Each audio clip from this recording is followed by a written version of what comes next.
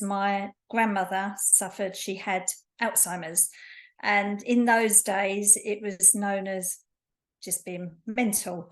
And she was actually put into the mental health unit at Basildon Hospital. And that's where she lived she only had a few months to go, but she went back in her stages while she was there. So she was there looking after everybody else. So she'd go and tuck everybody in of a night and make sure everybody was all right. So she was back to the stage of being a parent, but also she used to look after a lot of people years ago. So I think that's where she went back to. So that is where I started. And then my mother ended up getting the disease, and it's heartbreaking. It's absolutely heartbreaking. And I think when you live with somebody that has got that, it does make you more aware. And so many people at that stage weren't aware of what dementia is all about. And it makes you more aware, and it helps you then how to treat somebody with that, how to act with them, what you're supposed to do, what you shouldn't be doing, and so on. And that is what really got me into the care sector as well as other things. And I'm very interested in the dementia side of it.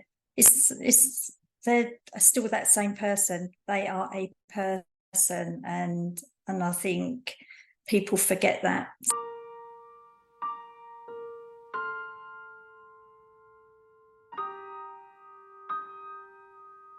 I think depending on the stage of dementia that they're at, because at an early stage they're still the same person as they was, they're just forgetting a few things, and they're very nice and placid.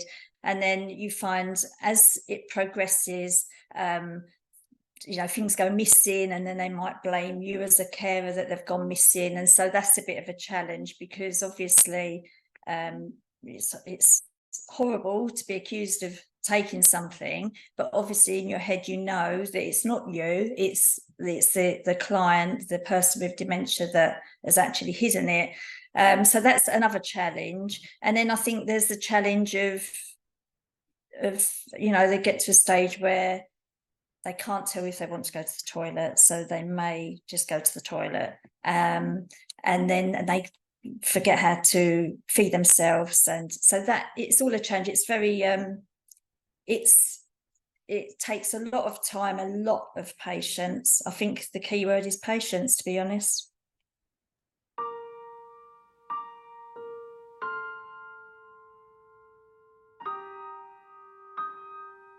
I think emotionally, because it's very, very sad. I think emotionally, you've just got to remember, we're quite lucky at the end of the day because we are coming home. So you just remember that, the person that you're with hasn't always been like this.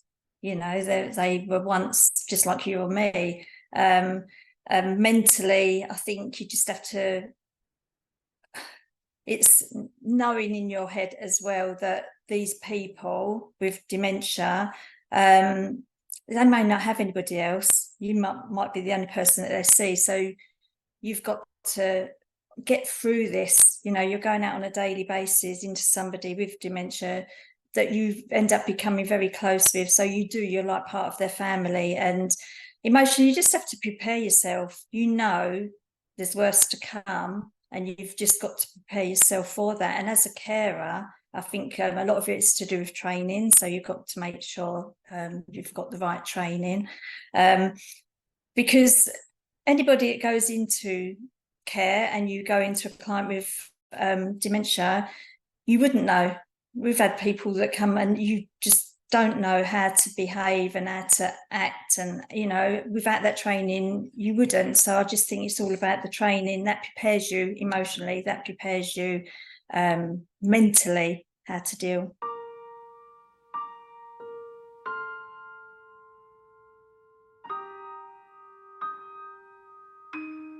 It means a great deal. It's action awareness. So you have got to make sure everybody is aware. So even with me, so I will get emails from dementia friends or the community dementia team, and I will send them out to the carers, because then they can forward them on to others, because it is all about making everybody aware.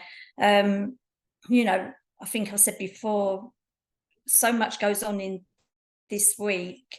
And for Homelium as a care company, we are doing a lot, because we are very good with the training, and we are very good with letting our staff know, and we can progress on that. So, you know, there is so much more I'd like to get into at some stage. Coffee mornings, taking clients out with dementia, even if you're listening to music of old time music, you know, there's so much. And I think with Homelium, we're getting there. We're actually very on board with the training side and with our carers and our clients. So it's making the best world, or the living arrangements, everything. It's making it all best well-being for your client.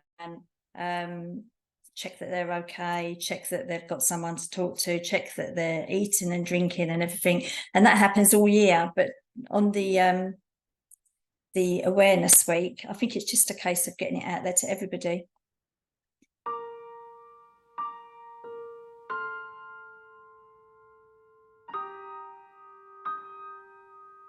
There's so much going on out there, and that's why I keep in touch with the Uttersford dementia community, because they tell you what's going on out there, and we can get involved if we want to, and then eventually we can be doing that, and then it's just a case of all working together. So, you know, you've got someone who's holding a coffee morning, we can take some clients to that coffee morning. So, and then we can also do things, we can provide cakes and stuff like that. So it's just a way of everybody in the community working together.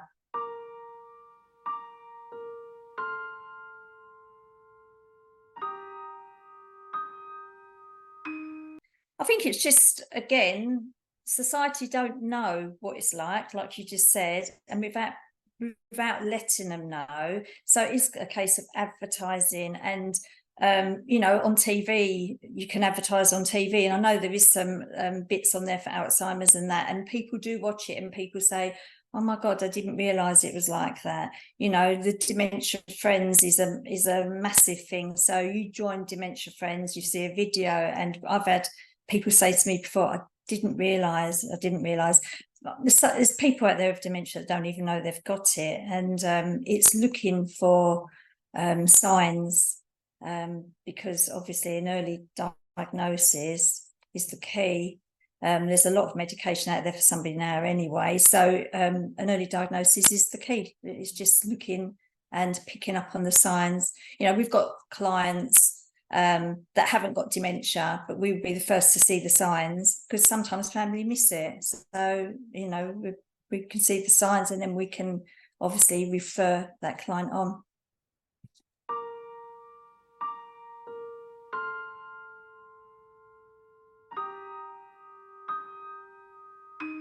The advice would be, I'll tell them what the signs are. So, I mean, sometimes you know, people think, oh, they keep repeating themselves, and then they get the that someone's repeating themselves.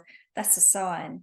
You know, it could be a sign of just a urine infection, because it still has the same symptoms, but those signs are what we train our girls to look out for, whether it's you know, a personal thing, or whether they're a carer with a client. We look out for repetition of keep repeating yourself, keep asking the same question, you know, things going missing, and then, you know, we've had people that have made themselves a cup of tea, but they've made it in a kettle, and which is very, very common. So it's just sitting down and going through all the common signs of what they will see at the very beginning, and then the stages of what it's going to go through. It is, again, making people aware.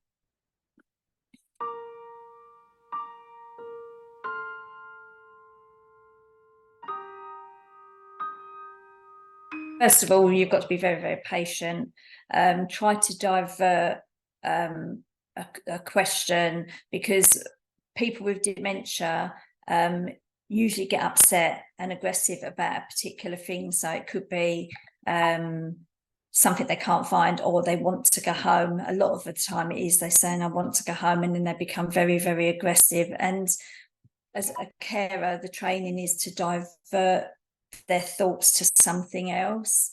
And if you can do that, then you're there. If you can't, then you need to sort of back off, just go into a different room, just let them have a little bit of time to calm down, and then go in and talk about something completely different, because they would have forgotten. So it's just a case of knowing when to back off, when to, change the conversation onto something else. And it's only a short span and they forget, but it will happen again, and then it will happen again. So each time it's just knowing to back off or to change the conversation. If it's somebody who, you might go into and they have not been diagnosed with dementia, then obviously that's different, because you'd have to go down the route of checking other things first.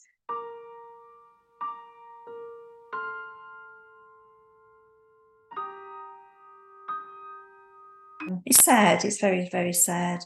Other experiences, wandering. I've had clients before now that have wandered through the night. We've had a call through the night, and family members are out searching, and it could be they've tried to get home.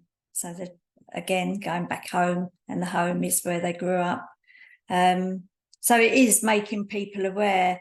You've got the Herbert protocol. So as soon as really somebody gets to the stage in dementia where they may be wandering, then you should always let the police know. You fill out the Herbert protocol with a photograph, and that works. It's amazing, because then they know you've only got to report to them someone's gone missing, and they will be out there looking.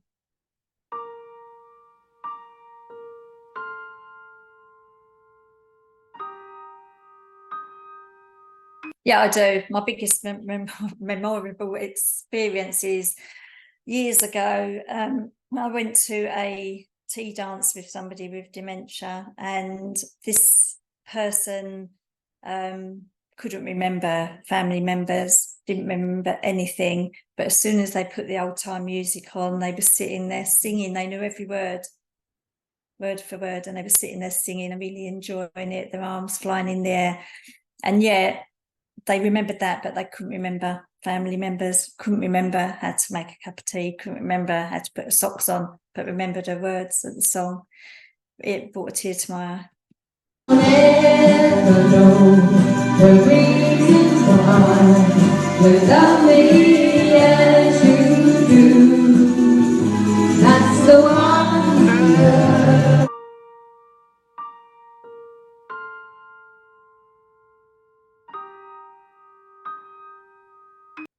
As a company, I think it is their ethos. So with people with dementia, it is, like you say, the best training. So the staff that we've got going into these, the clients that we've got with dementia know what to look for, and they would report everything back to us anyway. I think it's just being above and beyond. So, you might go into somebody with dementia who has had a really bad night. And I think with Homelium, we would do whatever we can to make the well-being of that client better. So, if it means that someone goes in there for a half-hour call and they end up doing an hour and a half, so what? If that's what somebody needs because of their dementia, then obviously that's what we need to be giving them. And I think as well, it is all about Homelium want to work with other people in the community, and that is really good, because we're not keeping ourselves to do the best. If we all work together, then the community would be a much better place. And we are very, very good at that. So I think it's supporting our carers in with the clients and supporting the clients at the same time. The communication needs to keep flowing, because obviously we need to know the difference in the stages, speaking to doctors, speaking to hospitals, and just to make somebody's life a lot better, but a better place and happier.